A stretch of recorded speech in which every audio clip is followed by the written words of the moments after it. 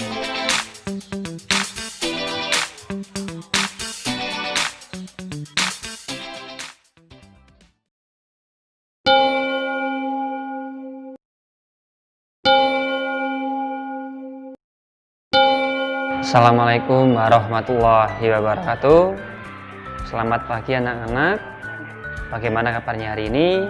Semoga semuanya sehat selalu dan tetap dalam lindungan Allah Subhanahu wa Ta'ala. Nah, ketemu lagi dengan saya dalam pembelajaran daring hari ini.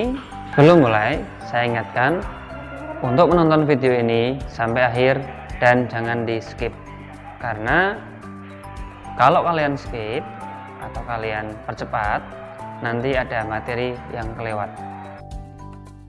Berikut materi daring pada hari ini, yaitu tentang hak, kewajiban, dan tanggung jawab sebagai anggota masyarakat. Pembelajaran tematik PKN 5, tema 2, subtema 2. Sebelum kita lanjut materi daring pada hari ini, akan saya sampaikan terlebih dahulu tujuan pembelajaran daring hari ini. Yang pertama, siswa dapat memahami hak, kewajiban, dan tanggung jawab sebagai warga dalam kehidupan sehari-hari dengan tepat. Yang kedua, siswa dapat menjelaskan hak, kewajiban, dan tanggung jawab sebagai warga masyarakat dalam kehidupan sehari-hari dengan tepat. Baik, sebelum kita lanjut lagi, kamu harus tahu beberapa hal mengenai hak, kewajiban, dan tanggung jawab. Yang pertama, hak, kewajiban, dan tanggung jawab adalah tiga hal berbeda, tapi berkaitan erat satu sama lain. Yang kedua, hak dan kewajiban bersifat kodrati atau dibawa sejak lahir. Hak dan kewajiban harus dilaksanakan dengan penuh tanggung jawab. Yang ketiga, orang yang tidak melaksanakan hak dan kewajibannya dapat dikatakan sebagai orang yang tidak bertanggung jawab. Yang keempat, hak adalah sesuatu yang mutlak dimiliki seseorang dan penggunaannya tergantung orangnya. Yang kelima, kewajiban adalah sesuatu yang dilakukan dengan penuh rasa tanggung jawab.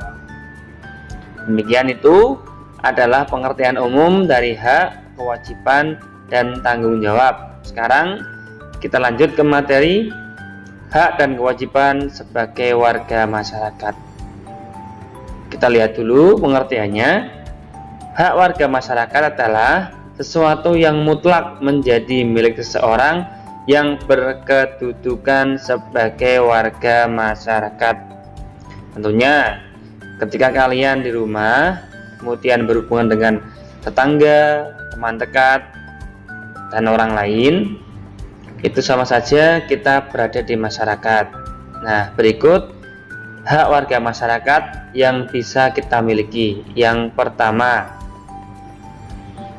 hak mendapatkan pekerjaan dan penghidupan yang layak. Semua orang berhak mendapat pekerjaan dan kehidupan yang layak. Yang kedua, hak mendapatkan perlindungan hukum. Betul, karena kita semua memiliki hak yang sama di mata hukum. Yang ketiga, hak hidup tenang dan damai tanpa gangguan dari pihak manapun. Yang keempat, hak menikmati lingkungan bersih. Semua orang berhak untuk menikmati lingkungan yang bersih, yang tidak kotor. Yang selanjutnya, hak untuk bebas memeluk agama. Jadi di negara kita, kebebasan memeluk agama itu dijamin. Kalian boleh memilih agama apa saja menurut keyakinan kalian masing-masing. Berikutnya, hak berpendapat dan berorganisasi. Kita bisa bebas memilih mau bergabung di organisasi manapun selama tidak bertentangan dengan Pancasila dan Undang-Undang Dasar.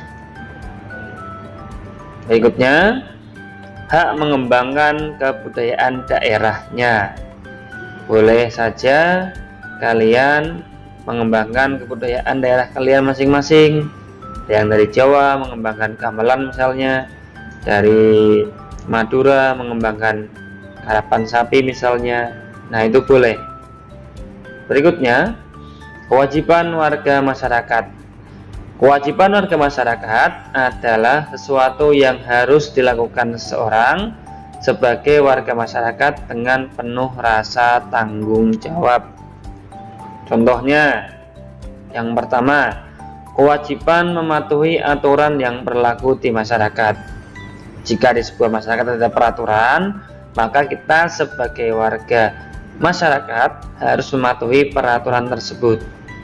Yang kedua, kewajiban menjaga ketertiban lingkungan. Sebagai warga yang baik, kita wajib menjaga ketertiban lingkungan. Berikutnya, yang ketiga, kewajiban mengikuti kegiatan di masyarakat. Jika di masyarakat itu ada kegiatan, kita wajib mengikutinya. Yang berikutnya, kewajiban menghormati dan menghargai tetangga. Ya, pada sesama tetangga kita harus saling menghormati, tidak boleh saling merendahkan.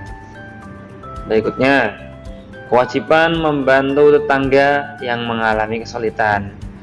Jika tetangga kita mengalami kesulitan, ya kita bantu sebisanya. Jika tidak bisa membantu dengan harta, kita bisa membantunya dengan tenaga. Berikutnya, kewajiban menjaga kebersihan lingkungan. Ya, betul, itu wajib sekali. Karena bagaimanapun lingkungan yang bersih itu membuat kita nyaman. Lanjut, hak, kewajiban, dan tanggung jawab peserta musyawarah. Kalau tadi kita membahas tentang hak dan kewajiban di masyarakat, sekarang kita perkecil. Kita bahas tentang hak, kewajiban, dan tanggung jawab pada saat kita bermusyawarah dengan orang lain. Yang pertama, kita bahas dulu ciri-ciri musyawarah. Musyawarah itu dilandasi dengan akal sehat dan hati nurani. Yang kedua, berasas kekeluargaan dan semangat gotong royong. Yang ketiga, mengutamakan kepentingan umum daripada kepentingan pribadi. Sekarang kita menuju ke kewajiban peserta musyawarah. Yang pertama, menaati tata tertib musyawarah. Yang kedua, menghargai pendapat orang lain. Jika ada orang lain yang sedang berpendapat, kita sebaiknya tidak menyela. Ya, kita tunggu sampai orang tersebut selesai ngomong, kemudian kita baru ngomong. Yang ketiga, menghormati perbedaan pendapat. Tentunya yang namanya orang banyak pasti mempunyai banyak pendapat. Nah, dan tentunya pendapatnya berbeda-beda. Untuk itu kita harus menghormati perbedaan pendapat. Yang keempat, melaksanakan keputusan musyawarah dengan penuh tanggung jawab. Jika sudah diketok, sudah ada keputusan, maka harus kita laksanakan. Sekarang hak peserta musyawarah. Yang pertama, menyampaikan pendapat. Seluruh orang yang hadir di musyawarah itu berhak menyampaikan pendapat. Yang kedua, memberikan saran dan kritik. Yang ketiga, menyetujui atau tidak menyetujui pendapat orang lain. Jika ada orang lain yang berpendapat, kamu boleh mengucapkan setuju atau tidak setuju. Itu hak kita. Yang keempat, mendapatkan perlakuan yang sama dalam musyawarah, tidak pandang bulu, baik kaya, miskin, pejabat atau orang biasa, semuanya memiliki hak yang sama di dalam musyawarah. Nah, demikian pembelajaran dari pada hari ini. Semoga bermanfaat. Terima kasih sudah menonton videonya. Dan yang terakhir, saya minta maaf apabila dalam penyampaian video hari ini ada kekeliruan, baik yang disengaja ataupun yang tidak disengaja. Nah, demikian pembelajaran daring pada hari ini. Sampai ketemu pada pembelajaran daring berikutnya. Wassalamualaikum warahmatullahi wabarakatuh.